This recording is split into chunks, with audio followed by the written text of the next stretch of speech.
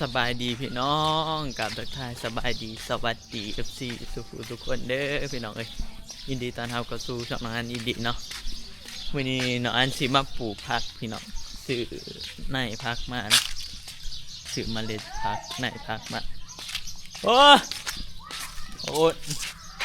ดินสะไอเอาซื้อในผักมาพี่น้องเอาสิมาปลูกผักกับอีแม่มื้อนี้เอาสบายดีดูสบายดีจะเฮ็ดหยังฮะพระจะดินทรายจะคือดินทรายเสืออ้ายในส่วนเสือน้องอันจะฆ่ายังน้อยเป็นใส่ได้เลย พี่น้องเอ้ยเสือข่อยจะฆ่ายังน้อยข่อยยังจืดดีตัวข่อยมากมัดเสือบาสะ10 กว่าปีเลยเสือเต้นแต่ยังน้อยพวกไปพี่น้องเดี๋ยวเราสิปลูกผักเราได้เสียพี่น้องเบิ่งก็มีผักอีหยังพี่น้องเอ้ยคันย้อนอยู่ลาวเนาะยังได้ปลูก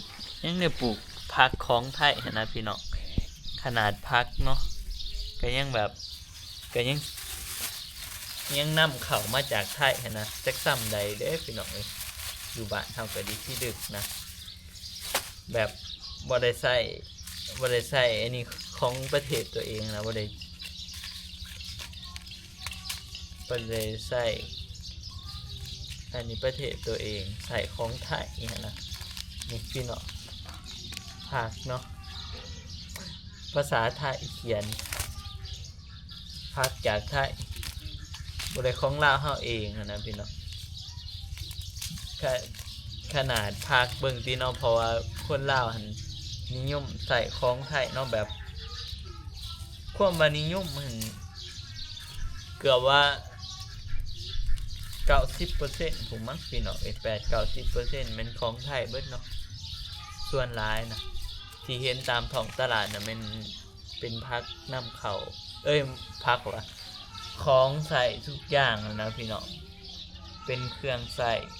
นั่นนี่เป็นแบบของกินข่าวสารอาหารแห้งเนาะส่วนลายฮะพี่น้องจะนำข่าวจากไทยมาเป็นหลักเนาะนี่แหละเดี๋ยวเขาสิมาปลูกผักเอาอันนี้มีมักเด่นมีคะน้าผักกวางตุ้งดอกโอ้ลืมซื้อผักอันนั้นแหละพี่น้องอันนี้ผักกาดรสกับผักอีหยังวะผักกาดบ่จักพี่น้องเจ้าผักอีหยังจนลืมซื้อไหมผักสลัดเฮาลืมซื้อคะน้าเนาะเฮาอยากปลูกคะน้านะพี่น้องตัวนี้เป็นผักแบบทงเนาะตัวนี้ผักชียาวอันนี้เนี่ยโหดล่องโหดก็พี่น้องโหดได้อยู่ดิซื้อมาเปิดน้ำยี่รุ่มหัวไหมเปิดน้ำยี่รุ่มหัว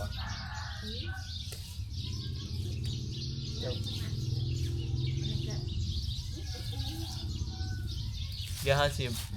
มาเห็ดอันนี้มันก็พี่น้องเตรียมน้ำก็ได้มาเลยอีเมลดึงมันออกนะผักบุ้งมันบ่ได้อันนี้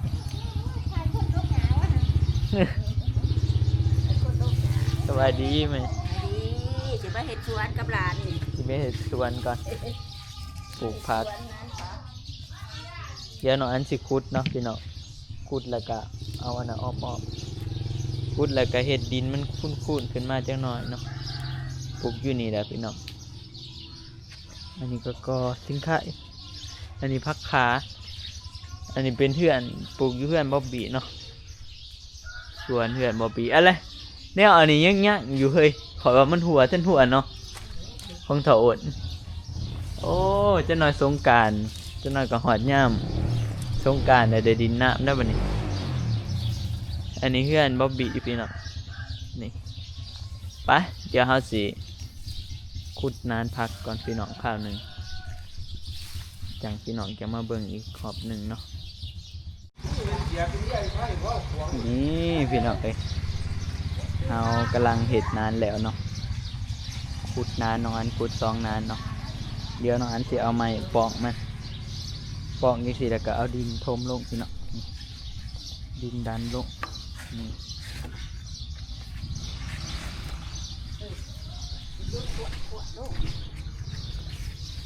มันก็สิเป็นประมาณนี้เนาะนี่มันจังแบบเบิ่งมันก็แบบอันนี้เนี่ยเนาะพี่น้องคือตัวนผักนี่ไปเดี๋ยวเราสิเฮ็ดเบิด2 นานเนาะต่อก็ดินนี่บงเลยได้บ่ได้ใส่ฝุ่นอีหยังไปบ่เนาะ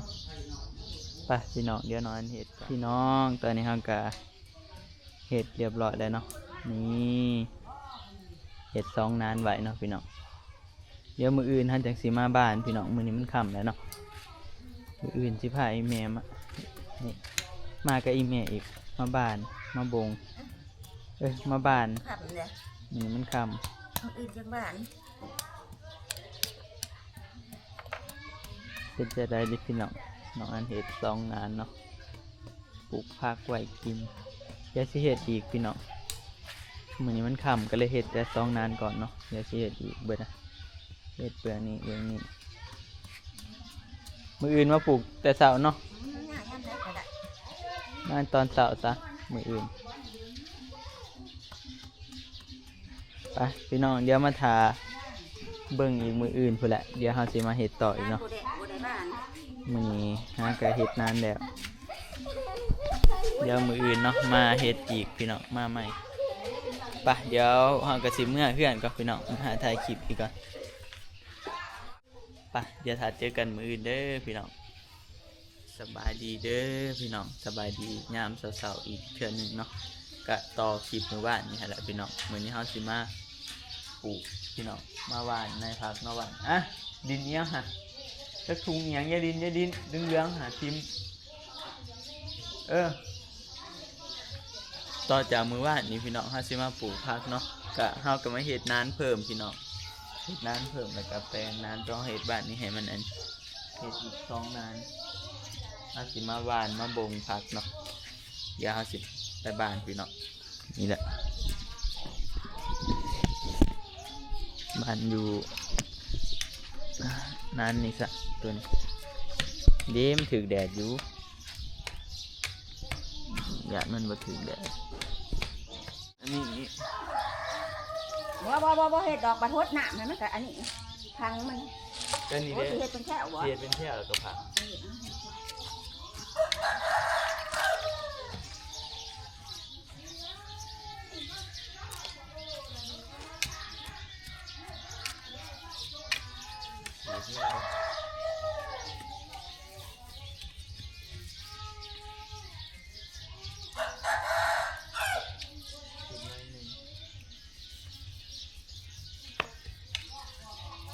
ข้าวอันนี้ปลูกง่ายอยู่แล้ว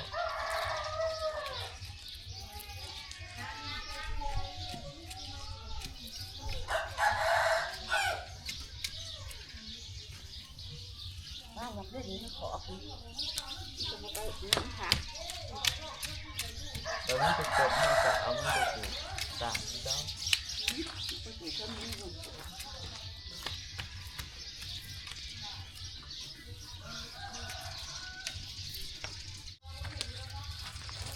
ว้าว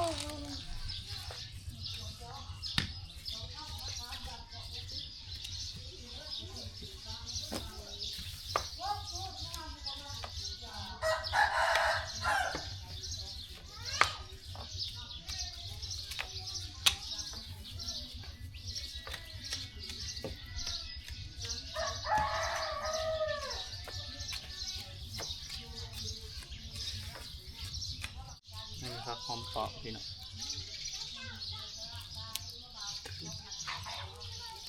คิวอะดีวะ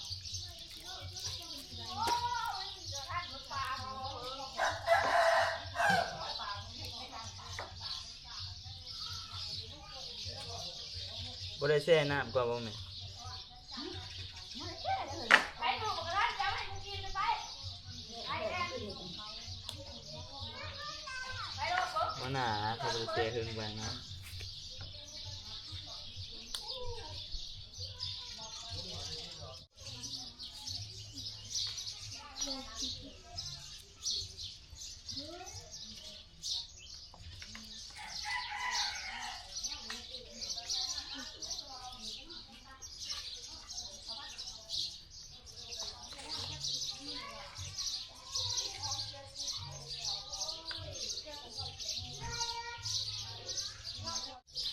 ไปยาวสิโคตรหนักมันเหลือ บ้านนี้มันจะหมดเดียว เดี๋ยวเฮาสิบ้านตัวเบื่อนี่อีกก่อนนั่นนี่สิบ้านไหนยังดิบนอ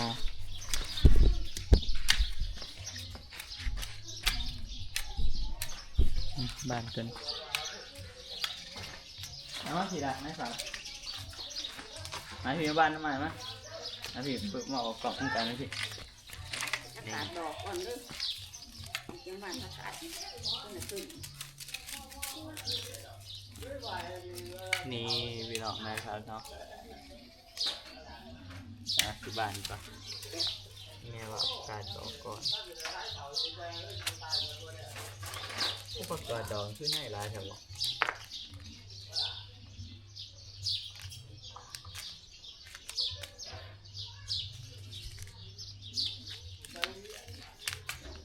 ป้าไหนลายเด้อประกาศดอกเอาบงมันบ่ได้นี่แล้วน้องไป มันออกข้างเขาก็บ่ได้บ่เอาเด้อเป็นยังเด้อมันออกที่แต่จะลบไปบ่ โอ้อันถ้าอยากเฮ็ดเป็นคู่เอาเฮ็ดเป็นยาวกับบงเนาะ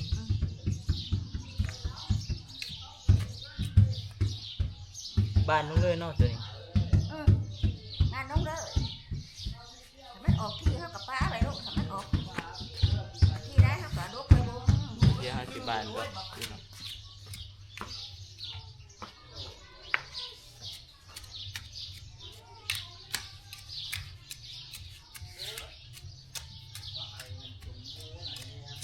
น่าอีโนนี่หมด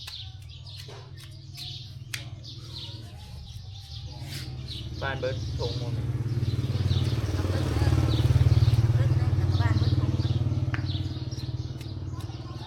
เราว่าอันนี้บ้านเบิดทงหมด เอาเครื่องนี้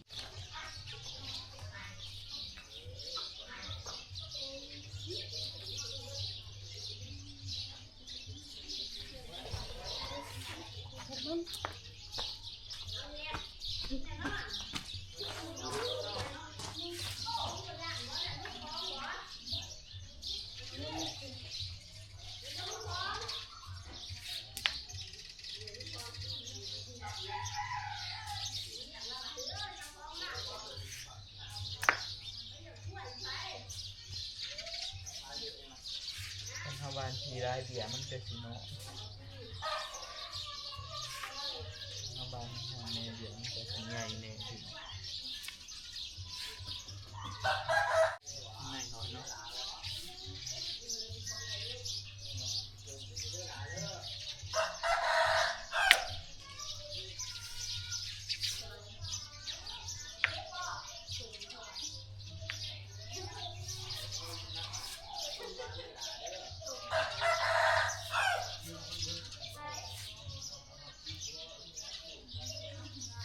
บ้านเบิดทงหมดเลย เอาเครื่องนี้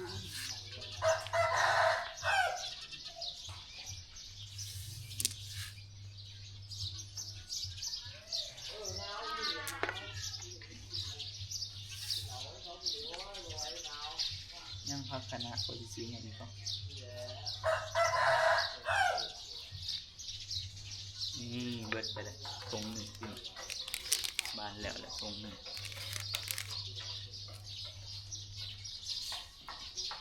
พี่ถึงร้านจริงเอา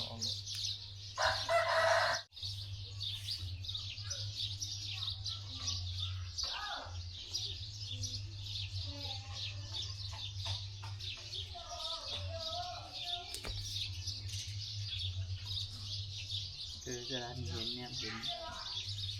ในสีขาว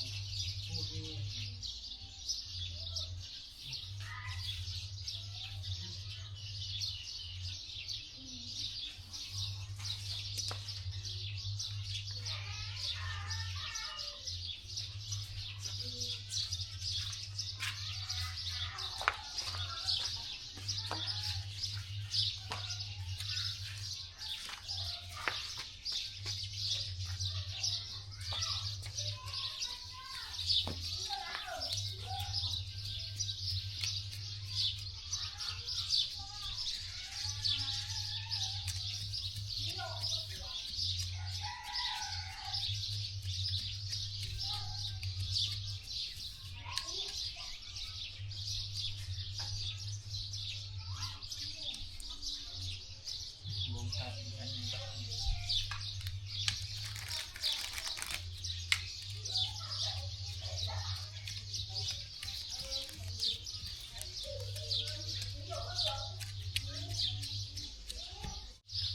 มันในบางเดือนเนี่ยนี่เด้อพี่น้อง เรียนมาบ้านขอเพราะว่ามันตกง่ายอยู่เด้ พี่เด้สิบ้านของวันศุกร์ บ่มันสิงามพักสิงามจัง บ่ มันเป็นงามพักอยู่มันเป็นเชือกไปเป็นโกบไป บ้านนี้จะเขาตัดอันนี้ใส่เนาะ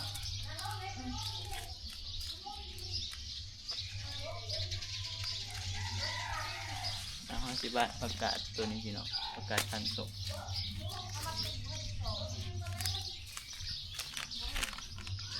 นั่นคือกันครับประกาศตัวนี้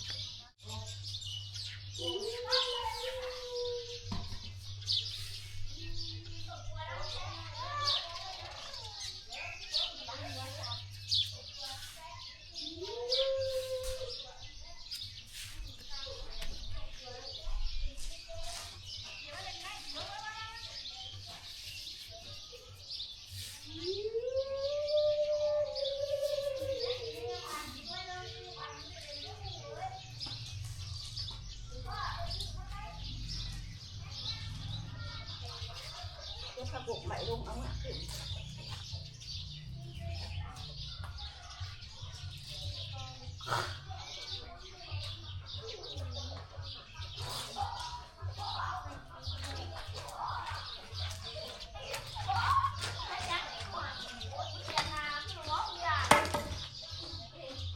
ที่เขาเกิดนะว่าบ้านเป็นอะไรนะ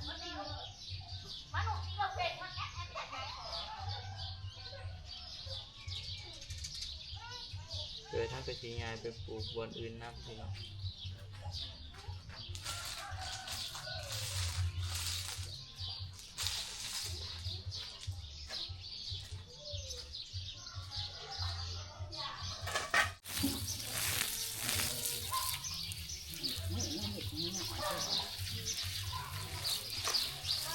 มันเด่นหัวจุ่ม นี่มันเดินบ้านจะในแจวบ่ มันนั่งเดือด บ่มี มันนายหน่อยเถอะบอก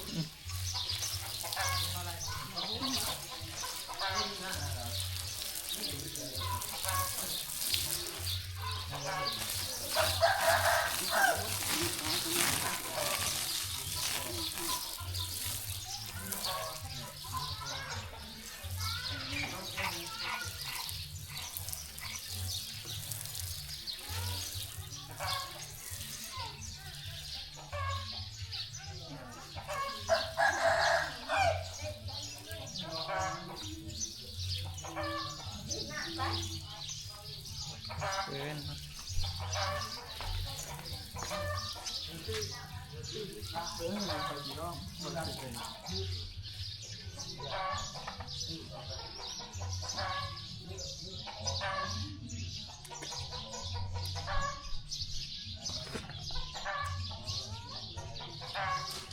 หลังจากที่หาโฮดแล้วเนาะพี่น้องเราก็โปกให้มันเอาให้มันออกนั่นตัวยาวอันนี้มันใส่ได้อยู่ได้พี่น้องนี่แต่ว่าต้องหันอันนั้นมันออกเนาะใบอันนั้นมันออกน่ะมันแห้งอยู่แล้วนี่หันใบมันออกก็ใส่ได้เนาะใบตัวมันเป็นใบนี่ให้พี่น้องเบิ่ง นี่หั่นใบแบบนี้ออกเนาะแล้วก็ใส่ได้โคตรมันกับปกติเนาะพี่น้องต้องใส่แบบมันหมุนแต่มันเทให้น้ำจุ่มกันน้ำมันกระจายไปพี่น้องตอนนี้ก็โปกเนาะโปกไว้แล้วแหละบงพักเนาะง่ายๆบงพักเดี๋ยวสิเก็บไปถึงก่อน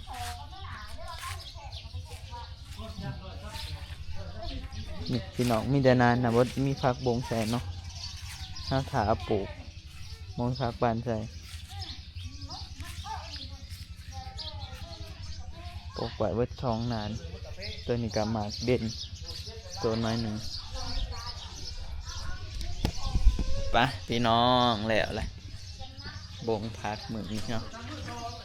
เห็ดนานพักเนาะมาเห็ดต่อจากมือว่านพี่น้องมือว่านมันมาทันแล้ว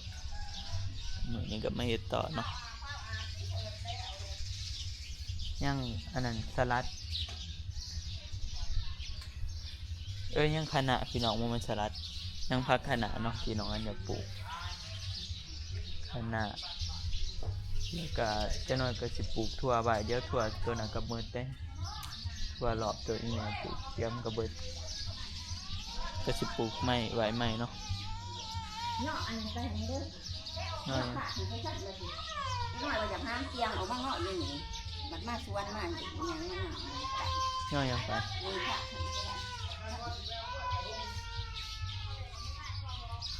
ป้าหันแหละ นะบัดอยากนั่งอยากเนาะ ค่ะเดี๋ยวมันต้องเอาอันนี้ไปนับไม่ได้เอาไปเบิดได้แม่นบอก กับเบิดอีก ไปพี่น้องเอ้ยก็สำหรับคลิปนี้ก็สิได้เบิดเพียงสำนี้แหละเด้อเนาะมื้อนี้ก็มาปลูกผักต่อจากมื้อวานเนาะพี่น้องปลูกไว้กินเองนี่แหละผักเดี๋ยวยังสิซื้อมาปลูกอีกจักอย่างสองอย่างเนาะ อยากเนาะเตียงออกมานี่ ไปเดี๋ยวเอาไว้พอกันใหม่คลิปหน้าพี่น้องสำหรับคลิปนี้ก็ขอตัวลาไปก่อนเด้อพี่น้องขอกล่าวคำว่าสบายดีพี่น้องบาย